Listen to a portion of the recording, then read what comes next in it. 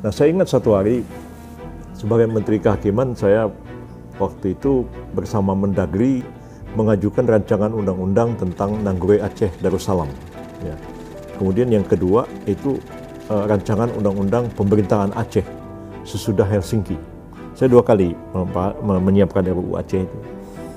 Sempat saya berdiskusi panjang dengan tokoh-tokoh dari Partai Demokrasi Kasih Bangsa, Pak Manasseh Malo, Ibu Astrid Susanto, dan lain-lain, tentang beberapa pasal dalam Undang-Undang Nanggure Aceh Darussalam itu mengenai berlakunya syariat Islam di Aceh.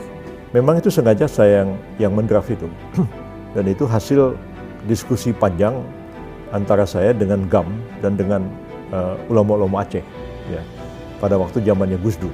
Jadi saya sempat beberapa kali datang ke Aceh dan berdialog dengan tokoh-tokoh di sana, dan saya lapor ke Gus Dur.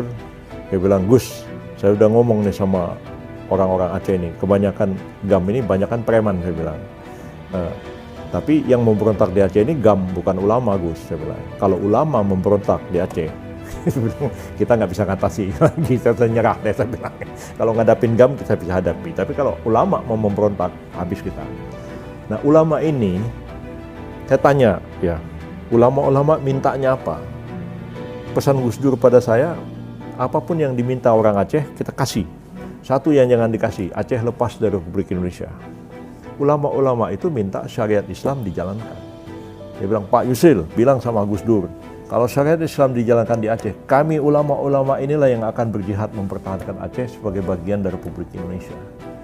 Nah, karena itu, ya, itu kompromi. Kemudian dituangkan.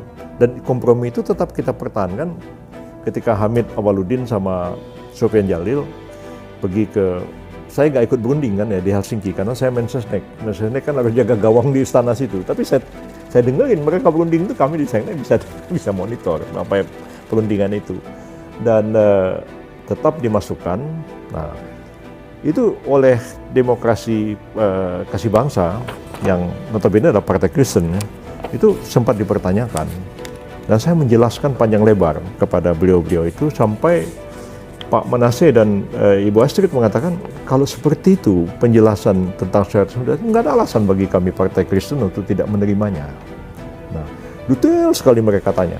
Sampai ada ditanya begini, kalau orang Islam maling ayam orang Kristen, hukum apa yang dipakai? Sebaliknya kalau orang Kristen maling ayam orang Islam, hukum apa yang dipakai? Itu saya jawab semua pertanyaannya. Dan setelah itu nggak ada masalah.